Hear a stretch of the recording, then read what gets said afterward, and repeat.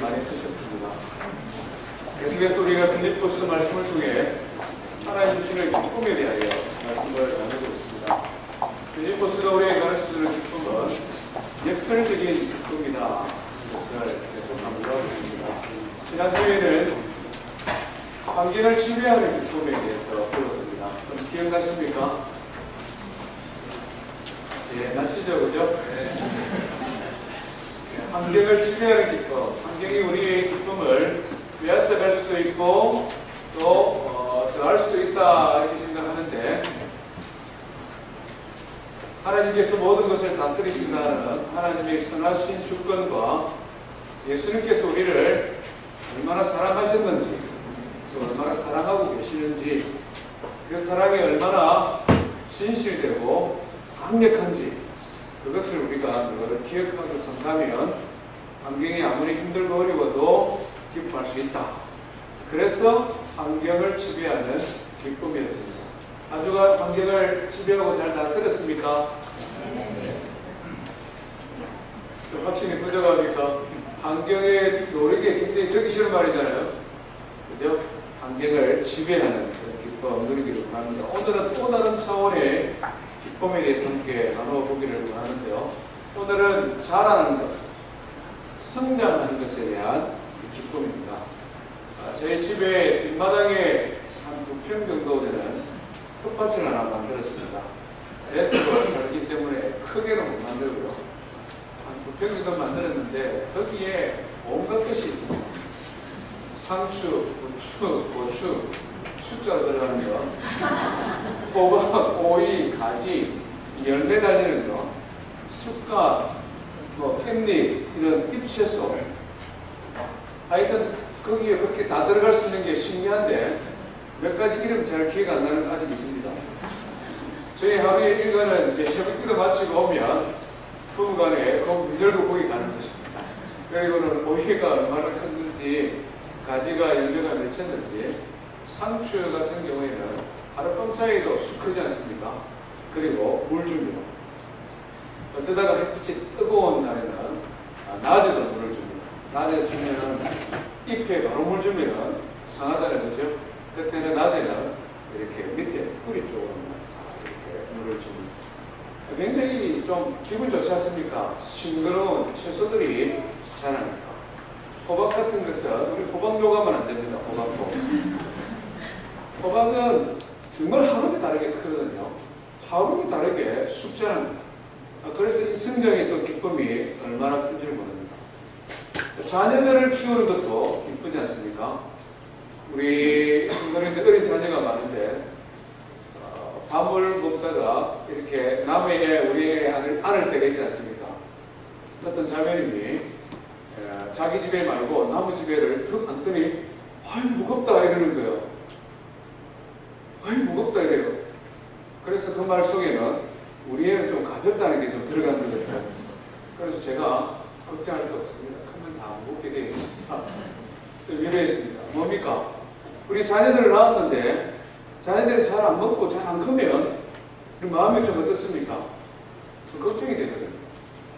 애가 되면 다 크는데도 우리 마음은 걱정이 됩니다. 그 대신 잘 먹고 잘 자고 안 아프고 잘 크면 어떻습니까? 기쁘죠. 기쁩니다. 키만 크는 것도 좋은 일입니다만은 인격적으로도 조금 성장해 가면 또 기쁘지 않습니까? 이기적이고 자기 것만 챙기고 모든 것 내꺼 하고 부르짖던 애가 조금 크면서 동생들 생각할 줄 알고 제 것 좀 나눠줄 줄 알고 또 동생들 좀 이렇게 돌볼 줄 아는 이렇게 자라가면 우리 마음이 어떻습니까? 기쁩니다. 저 녀석 힘만 볼 때까지 크더니 마음도 이제 조금 여유로워지구나. 이 모든 것이 뭐냐면 성장의 기쁨입니다. 성장하는, 자라나는 것에 대한 기쁨입니다. 우리의 신앙의 삶에도 이 자라남의 기쁨이 너무나 소중하고 필요합니다. 신앙의 성장은 크게 3가지 단계를 이야기할 수 있습니다. 첫 번째는 뭐냐면 칭의라는 것입니다. 칭의. justification이라고 그러죠. 예수님을 믿을 때 내가 예수님을 믿고 하나님의 자녀가 되었을 때 하나님께서 우리를 너는 의롭다 인정해 주는 거예요. 내가 100% 의로워진 것이 아니라 예수님의 피 공로로 하나님께서 우리를 너는 의롭다 인정해 주시는 거예요. 그래서 justification, 이 칭의입니다. 이제 아기가 태어나는 거예요. 그 다음에 자라는 과정이 있고 제일 마지막의 단계는 뭐냐면 영화라는 단계가 있습니다. 이 신학적인 용어인데요. glorification이라는 것입니다. 영화. 우리가 하나님 앞에 가는 그날 하나님 우리의 생명을 거두어 가시든지 예수님께서 재림하시든지 우리 이 모습 이대로 천국 갈 수 없잖아요. 이 모습 이대로 천국 가기에는 천국이 너무나 깨끗하고 의롭고 너무나 영원한 곳이기 때문에 그렇습니다.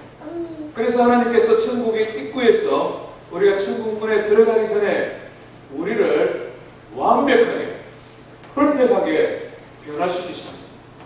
그것을 바울 사도는 이렇게 고백을 했습니다. 사랑하는 자들아, 우리가 지금은 하나님의 자녀라. 장래에 어떻게 될지는 아직 나타나지 아니하였으나 그가 나타나시면, 그가 재림하시면, 또는 우리가 주님 앞에 가면 우리가 그와 같을 줄 아나니. 예수님처럼 완벽한 거룩한 모습으로 변화되어야 된다. 이것이 마지막입니다. 그 다음에는 천국에서의 영원한 삶이 있습니다. 문제는 뭐냐면 요 사이입니다. 칭의, 거룩하다 인정받고 영화롭게 변화되기 전에 요 사이, 예수 믿고 이 세상을 살아가는 이 사이, 이 단계를 성화의 과정이다 이렇게 말합니다. sanctification이라는 말을 쓰는데요. 어린아이가 점점점 자라가는 것처럼 예수 믿고 난 다음에 영화, glorification 되기 전까지 우리의 믿음과 우리의 신앙이 날마다 조금씩 자라가는 단계, 변화와 성숙의 단계, 여기에 또 기쁨이 있다는 것입니다. 여기는 기쁨이 있을 뿐만 아니라 고통도 있습니다. 그렇지 않습니까? 우리가 식물을 키우거나 애를 키우면 성장하는 기쁨이 있는가 하면 대학교 때 물을 줘야 되기도 하고 아기가 아파서 밤새 한숨 못 자고 케어해야 되기도 하고 성장하는 성장통이 있지 않습니까? 자녀들도 그렇고 짐승도 그렇고 채소나 식물들도 마찬가지다는 것입니다. 이 자라가는 과정, 변화와 성숙의 과정, 여기에 하나님 주시는 기쁨이 있다 하는 것입니다. 오늘 이것을 우리가 한번 조금 더 구체적으로 살펴보기를 원합니다. 하나님의 말씀은요, 빌립보서 2장입니다. 빌립보서 2장 12절부터 18절 말씀까지 우리 한 번씩 교독하기를 원합니다. 12절부터 18절입니다. 그러므로 나의 사랑하는 자들아, 너희가 나 있을 때뿐 아니라 더욱 지금 나 없을 때에도 항상 복종하여 두렵고 떨림으로 너희 구원을 이루라.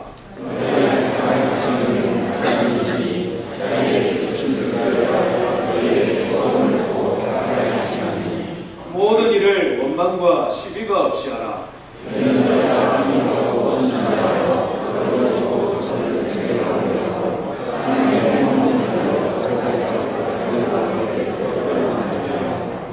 생명의 말씀을 밝혀 나의 다름질이 헛되지 아니하고 수고도 헛되지 아니하므로 그리스도의 날에 내가 자랑할 것이 있게 하려 함이라.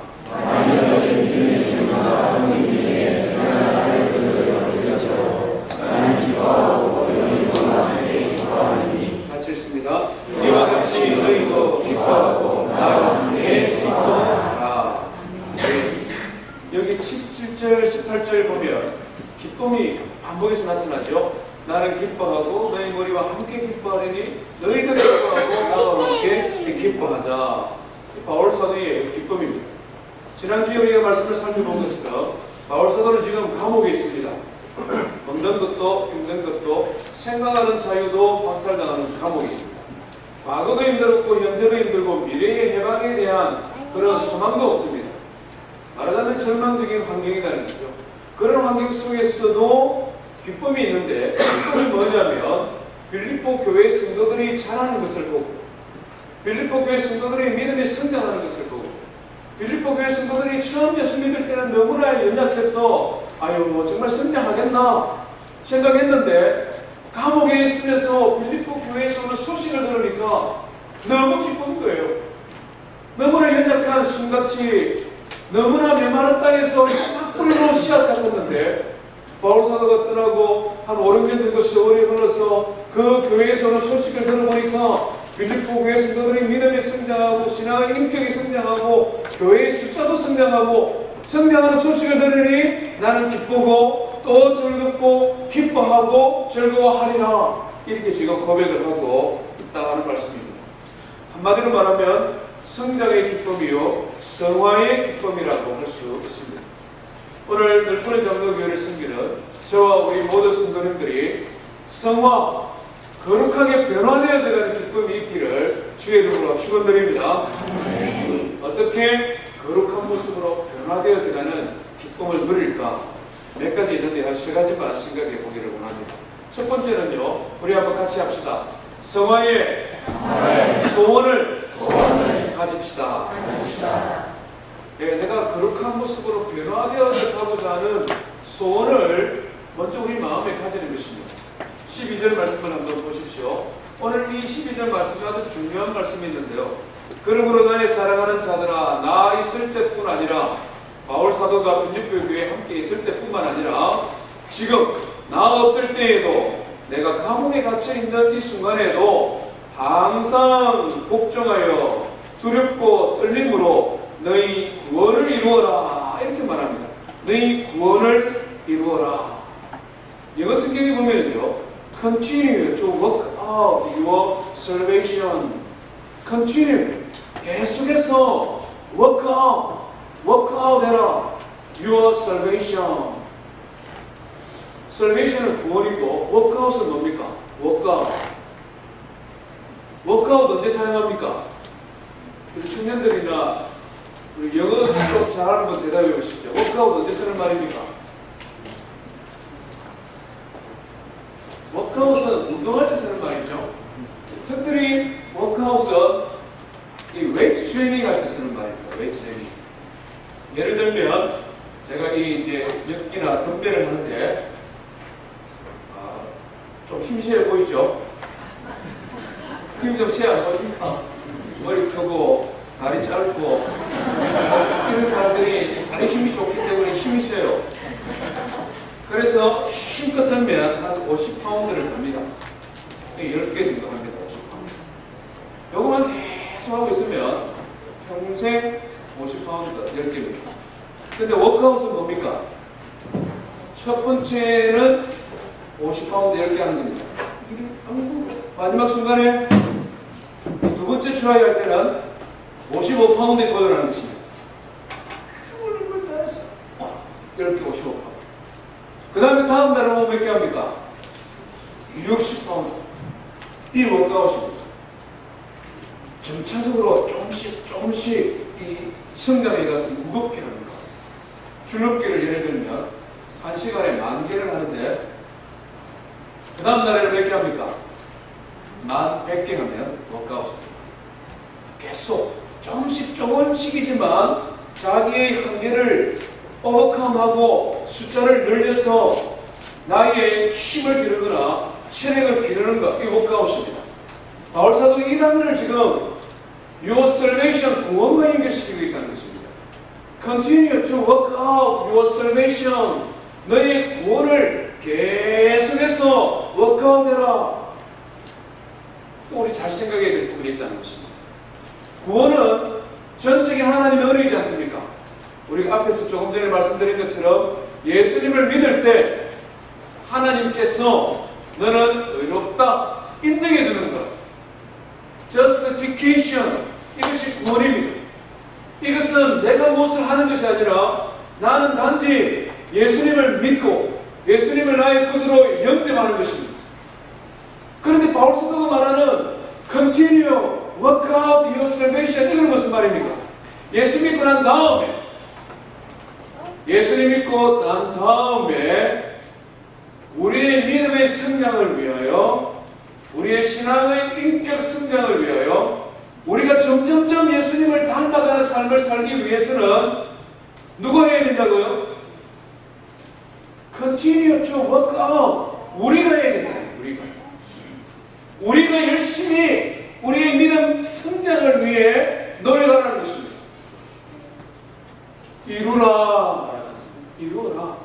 가만히 누워서 하루 종일 TV 보고 인터넷 보고 그것도 재미없으면 괜히 그냥 방 받아서 집에 좀 쉬고 있는 애들 공부 가지고 그냥 또 스트레스 쓰고 그러지 말고 그냥 시간 계획을 씌워서 하나님의 말씀도 읽고 기도도 하고 아니 그냥 아내나 남편 한국 가고 없는 혼자 있는 사람들과 없는지 살펴보고 그 사람 좀 돌보고 이런 게 전부 다 뭡니까? 우리의 신앙 믿음의 성장을 위해 계획을 세우고 목표를 세우고 조금씩 계속적으로 달려가고 노력하는 것 이것에 대한 소원을 가져라. 그것이 성장의 기쁨을 누리는 첫 번째 비결이다 하는 것입니다. 성도 여러분, 예수님을 믿고 하나님의 자녀가 되었습니까? 예수 믿고 하나님의 자녀가 되었습니까? 네. 헷갈립니까? 헷갈리는데 내가 예수 믿고 하나님의 자녀가 되는지 안 되는지를 검증할 수 있는 방법이 하나 있습니다.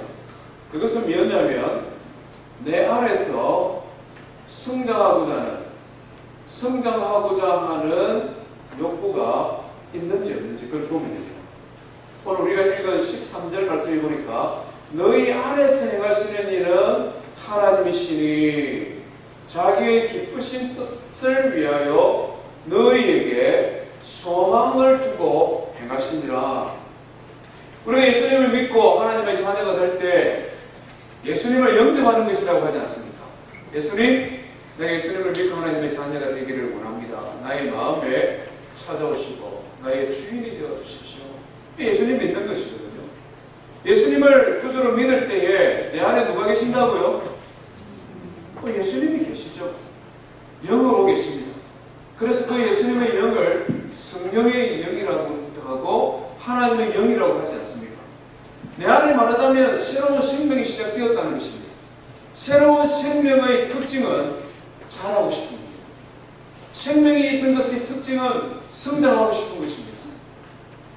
피라미드에서 발견되어진 3000년 된 씨앗이든 5000년 되었던 씨앗이든 그 씨앗에 생명이 있다면 뿌리고 물을 주고 햇빛이 가면 어떻습니까? 싹을 틔우거든요. 자라거든요. 열실하거든요. 왜냐하면 그 씨앗에 생명이 있기 때문에 그렇습니다. 우리가 예수님을 믿고 예수님 나의 구주로 내가 믿습니다. 예수님은 나의 구원자십니다. 고백을 하면 내 안에 성령님이 찾아오시고 그 성령님이 내 안에서 말씀하는 것입니다. 너 이제 하나님의 자녀로 하나님 기뻐하는 삶을 살아야지.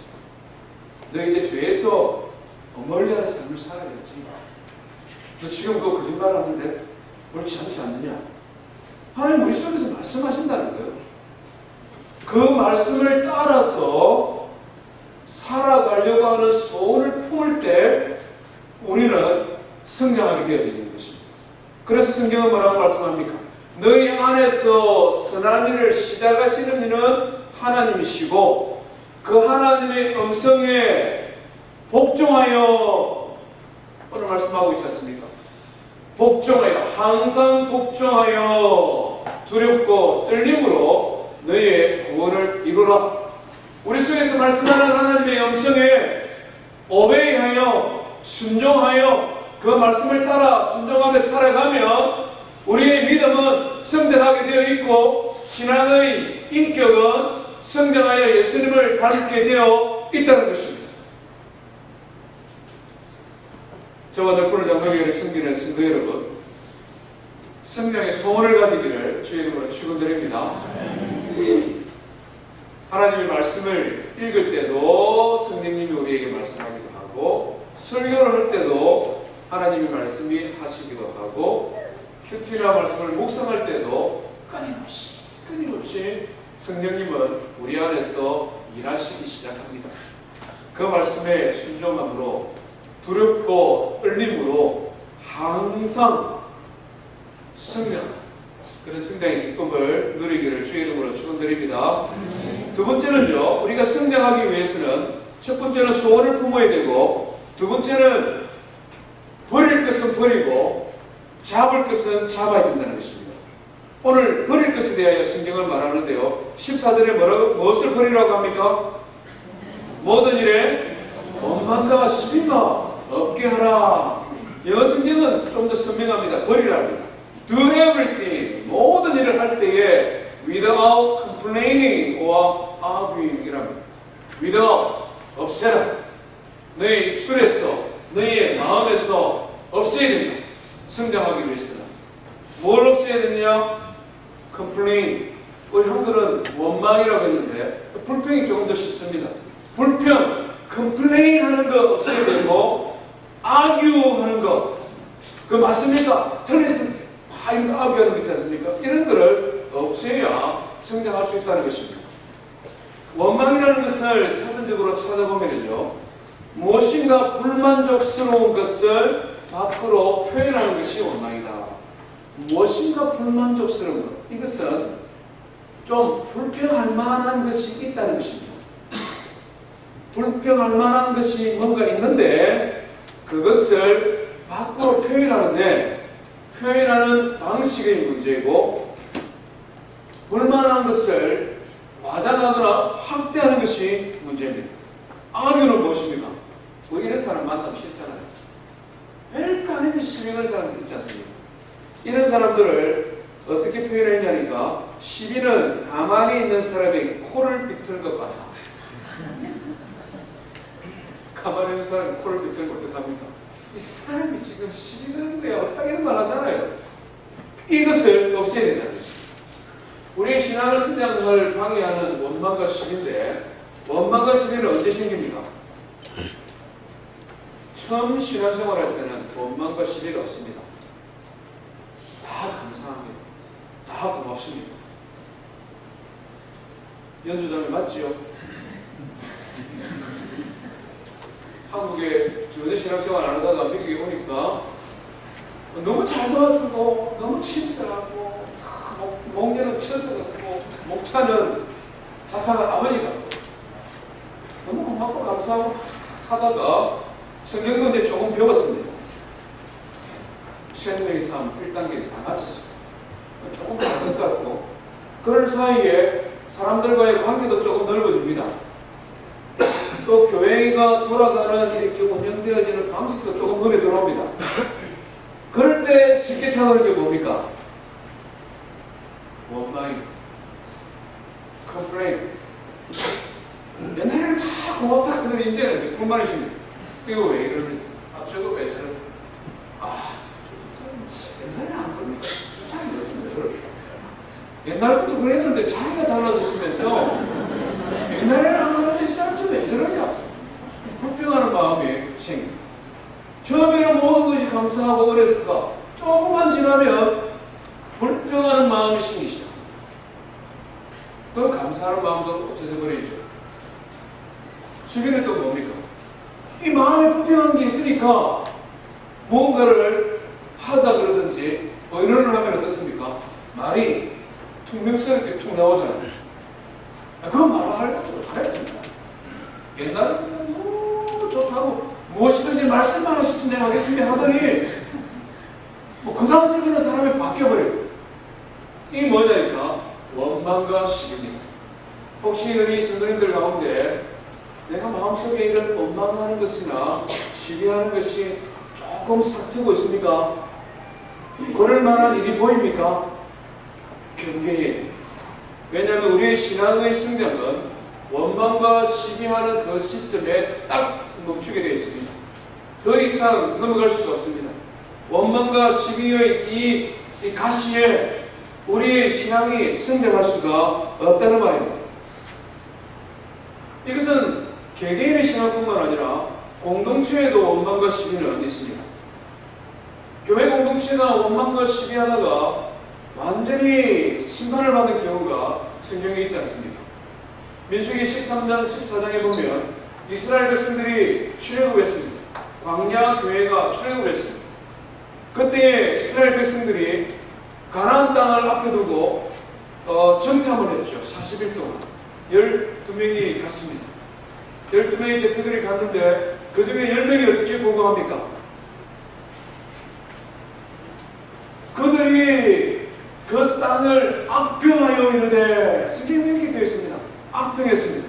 그리고 하는 말이 그 땅에 사는 사람들은 전부 다 거인의 후손들이라 우리가 볼 때에 그들 앞에 우리는 메뚜기와 같더라.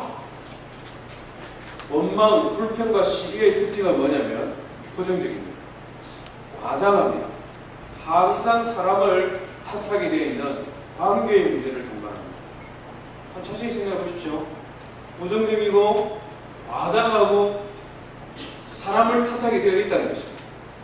그렇게 원망하고 탓하더니 하나님께서 이들을 향해 뭐라고 말씀하느냐니까요. 민수기 14장 27절 이하에 이렇게 말합니다. 나를 원망하는 이 악한 회중에게 내가 어느 때까지 참으려. 이스라엘 자손이 나를 향하여 원망하는 바, 그 원망하는 말을 내가 들었노라. 하나님께서 하시는 말씀입니다. 이스라엘 백성들이 원망하여 바울과 모세와 아론을 돌로 쳐서 죽이려고 했습니다. 자기들을 구원한 구원자인데 원망이 크니까 돌로 쳐서 죽이려고 했습니다. 그때 하나님께서 나타나셔서 하시는 말씀이 원망하는 이 악한 백성을 언제까지 내가 참으랴. 내가 이들의 원망을 들은 대로 그 원망대로 하리라. 무서운 말씀입니다. 우리가 원망하는 말을 하나님이 들으신다는 말, 불평하는 말을 하나님이 들으신다는 말, 그리고는 그대로 하신다는 말. 어떻게 했습니까? 10명의 정탐꾼들은 죽여버렸습니다. 그리고는 이스라엘 백성 원망하는 자들을 40년 동안 광야에서 유리하며 방황했습니다. 그 1세들이 다 죽고 난 다음에 20대 이하의 젊은이들을 출애굽하여 가나안 땅으로 인도한 것을 봅니다. 왜 그렇습니까? 원망과 시비는 신앙의 성장을 가져올 수 없고 하나님의 공동체를 깨뜨리는 것이기 때문에 하나님께서는 그것을 버리라. 원망과 시비는 없이 하나 버리고 그 다음에 붙들어야 될 것이 있습니다. 16절 한번 보십시오. 16절 말씀 한번 같이 읽습니다. 시작. 생명의 말씀을 밝혀 나의 다림질이 헛되지 아니하고 수고도 헛되지 아니하므로 그리스도의 날에 내가 자랑할 것이 있게 하려 함이라. 생명의 말씀을 밝혀 이렇게 기록을 하고 있습니다. 영어는 이렇게 표현합니다. Hold up, 꽉 쥐어라 이 말이죠. Hold up the word of life. 생명의 말씀을 hold up, 꼭 쥐어라. 원망과 시기는 without, 없애고 생명의 말씀을 꽉 쥐어라. 그래야하면은 성장할 것이고 그 성장이 어디까지 성장하느냐? 16절 하반절 보십시오. 그리스도의 날에 내가 자랑할 것이 있게 하려 함이라.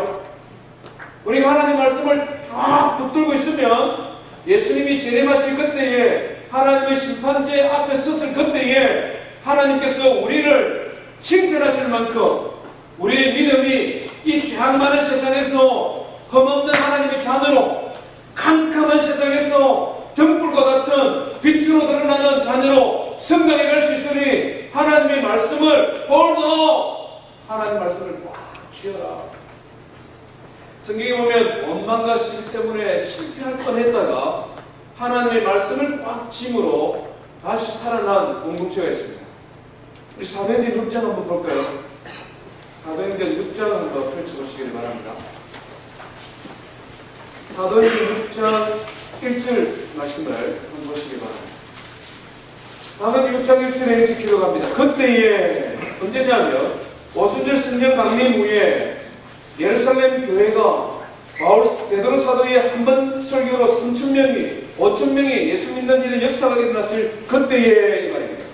그때에 제자가 그 많아졌는데 헬라파 유대인들이 자기 가부들이 매일의 구제에 빠짐으로 히브리파 사람들을 뭐 했다고요?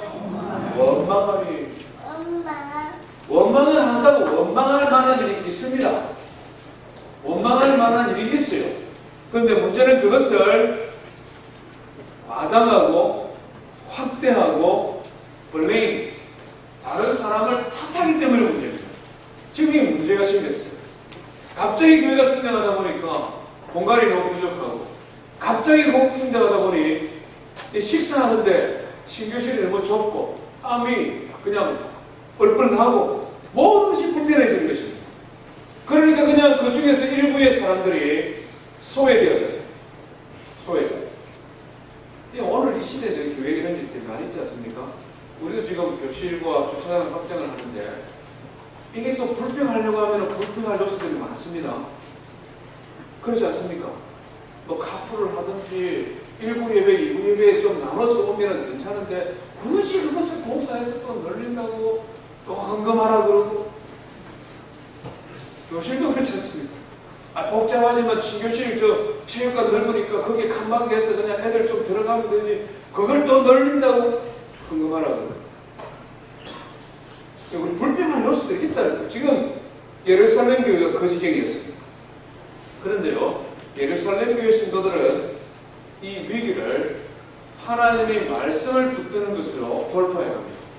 3절을 우리 한번 읽어볼까요? 3절 시작. 형제들아, 너희 가운데서 성령과 지혜가 충만하여 칭찬받는 사람 일곱을 듣더라. 우리가 이 일을 그들에게 맡기고 우리는 오로지 기도하는 일과 말씀 사에게 힘쓰리라 하니. 원망과 시비는 버리고 그들은 지금 하나님의 말씀을 붙들고 있습니다. 말씀과 기도를 붙들고 있다는 것입니다. 원망하고 불평할 만한 일이 생겼습니다.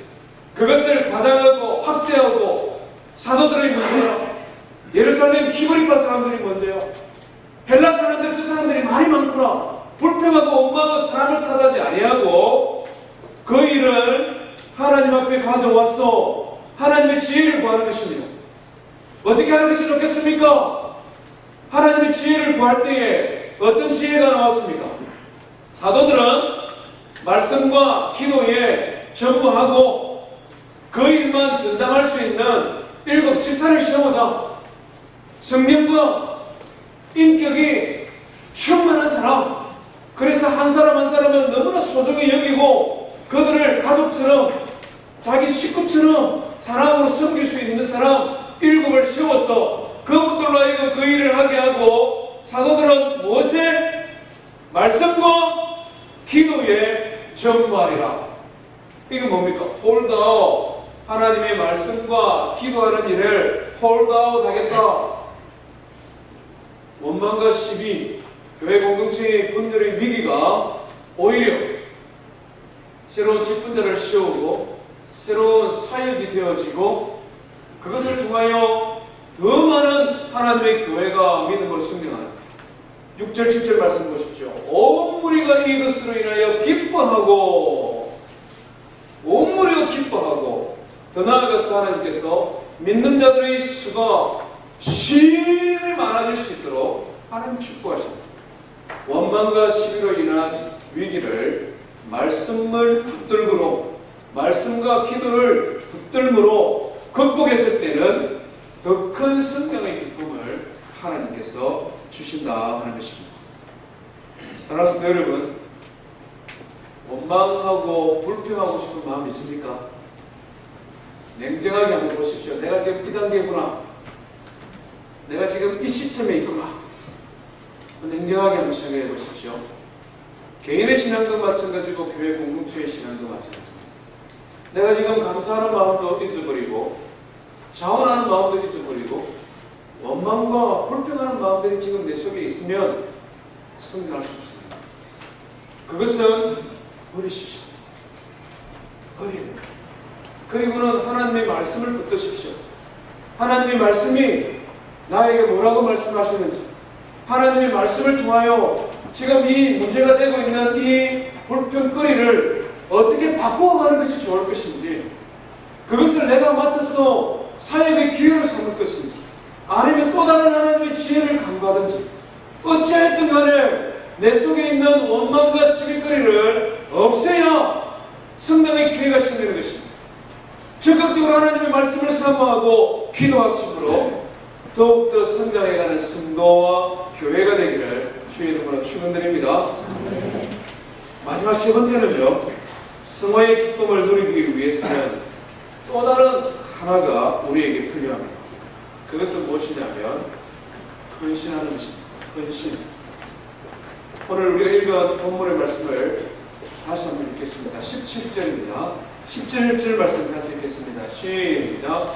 만일 너희 믿음의 재물과 섬김 위에 내가 나를 전제로 드릴지라도 나는 기뻐하고 너희 우리와 함께 기뻐하리니. 이것은 빌립보 교회 성도들을 향한 바울 사도의 결심이고 다짐이라고 할 수 있습니다. 이 말씀을 제가 풀어서 한번 읽어보면요, 빌립보 교회 성도들이요, 여러분의 믿음, 여러분의 섬김, 여러분들의 신앙 성장, 여러분들의 성화의 삶을 위하여서라면 나의 삶을 제물로 드려도 전혀 아깝지 않습니다. 아니, 나의 삶을 제물로 드렸으라도 여러분들이 성장할 수만 있다면 나는 기쁘고 즐거울 것입니다. 이 말입니다. 특별히 이 말씀 가운데 전제라는 단어를 우리가 조금 더 깊이 생각해 보기를 원합니다. 전제. 이 말은 어디에 나오는 말이냐 아니죠? 구약 성경에 나오는 말이에요. 민수기 13장에 보면 이 말씀이 나오는데 하나님께 드리는 제사가 여러 가지가 있었습니다. 구약 성경에 보면 짐승의 불을 태우는 번제가 있고, 번제 안에도 보면은 하나님 앞에 범죄했을 때 제사를 드리는 속죄제, 하나님 죄 용서해 주십시오의 속죄제, 기쁜 일이 있었습니다. 회갑이 되었습니다. 하나님 앞에 먼저 제사로 드리고 감사를 드리기 원합니다. 화목제 이런 게 있었습니다. 화목. 하나님 앞에 제사 드리고 주변의 사람들과 막 음식을 나눠 먹는 이런 화목제 이런 것이 있습니다. 제사 드리는 방식도 다양했는데요, 짐승을 드리는 제사가 있는가 하면 채소, 곡식 이런 열매들을 드리는 제사도 있었습니다. 짐승이든 곡식을 드리는 제사든 제사의 종류와 관계없이 그 자체로도 완전합니다. 그 자체만 하나님 앞에 드릴 수 있습니다. 그런데 어떤 사람은 그런 짐승이든 채소든 제물로 드리면서 자기의 마음을 담아서 포도주나 올리브나 아주 귀한 기름을 그 제물 위에 더 부었습니다. 소 한 마리 잡아서 하나님 앞 제사 드리는 이것만으로도 온전한데, 그것만으로 들어도 예배의 제물이 되는데 자기의 마음을 담아서 포도주를 붓는 것입니다.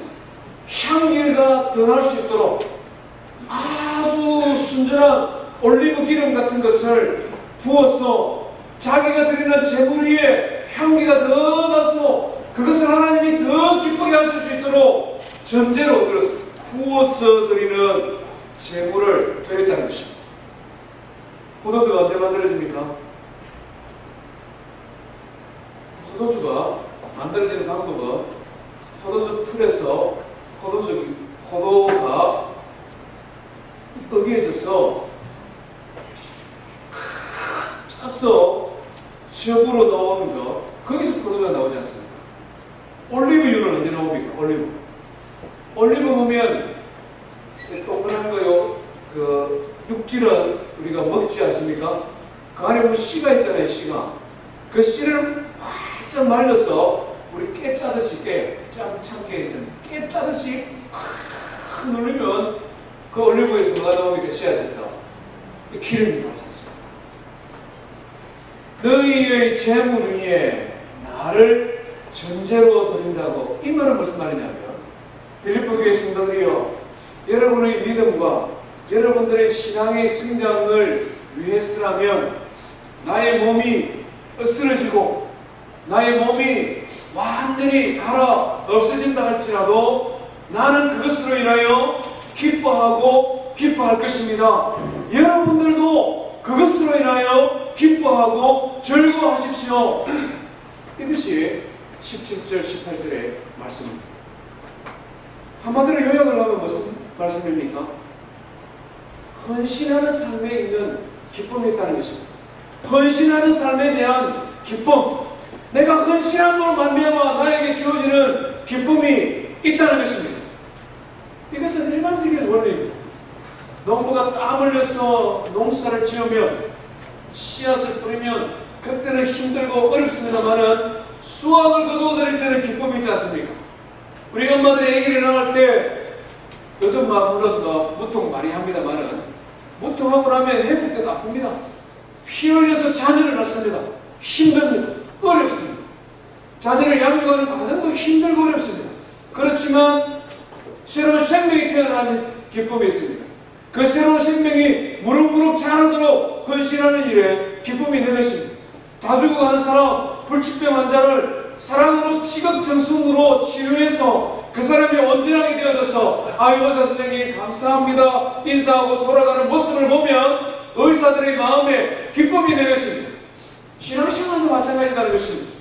이제 막 예수 믿고 뺀질뺀질 참 말도 안 듣는데 그 사람을 사랑으로 섬기고 하나님의 말씀을 가르치고 그래서 이 사람이 점점점 자라져서 이 어그러지고 배간 세대 속에서 예수 그리스도의 제자로 성숙한 믿음의 사람으로 점점 자라나는 모습을 보니까 기쁘다는 것입니다. 헌신의 기쁨이 있다는 것입니다. 사랑하는 성도 여러분, 자라남의 기쁨을 위해서는 헌신이 필요합니다. 헌신하는 것은 무조건 쏟아내는 것만이 아니라 헌신하는 그 자체에 또한 기쁨을 있음을 믿으시길 바랍니다. 우리 교회에도 그렇지 않습니까? 이제 막 새가족을 면하고 제자훈련 조금 하고 나면 어느 날 전화를 할 때가 있습니다. 영화부 교사 좀 하세요. 그럼 어디 갑니까? 얼굴이 왔구나. 이제 더 이상 못 놀고 목사님이 이제 유시키려고 나오나.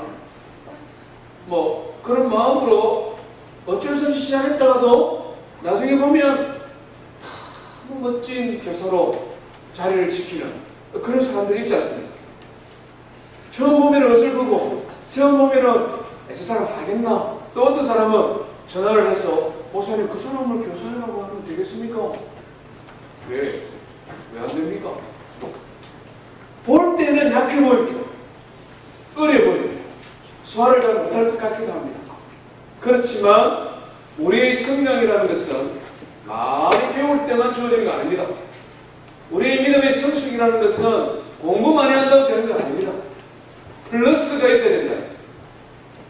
공급을 받는 것, 말씀의 공급을 받고 성경의 공급을 받고 공급을 받는 것이 있는가 하면 그것을 내어놓을 때, 봉사할 때, 섬길 때 또 다른 기쁨의 영역이 우리에게 있는 것입니다. 그럴 때에 우리가 온전하게 성장해 가고 그럴 때에 또 다른 성장의 기쁨을 누릴 수 있음을 믿으시기 바랍니다. 우리 목자와 목녀 이야기를 또 안 할 수 없는데 목자 목녀 사역이 쉽지가 않습니다. 좀 부담도 됩니다. 돈도 좀 들어간다 합니다. 그래서 부담스럽게 생각하고 올해는 하고 내년에는 꼭 내리는 것이 이런 말씀하시는 분도 간혹 있습니다. 근데 또 어떤 분들은 어떻습니까? 참 뺀질뺀질 말 안 듣는 참 그런 분 초대 선거인들 중에 그런 분 계세요. 오라 하면 안 오고 자기 도우려고 하는 건데도 그런 분 있습니다. 속상합니다. 그렇지만 그분들을 또 섬기고 또 성장해가고 어느 날 교사도 한다 그러고 사역팀에 봉사도 한다 그러고 어느 날 보니까 자기보다 나중에 온 사람을 챙기고 섬길 줄도 아는 모습을 보니까 아유 언제 저게 커서 이제 다른 사람을 섬길 줄 아는 자리까지 자라났구나. 그런 모습을 보며 기쁠 때 있습니까 없습니까?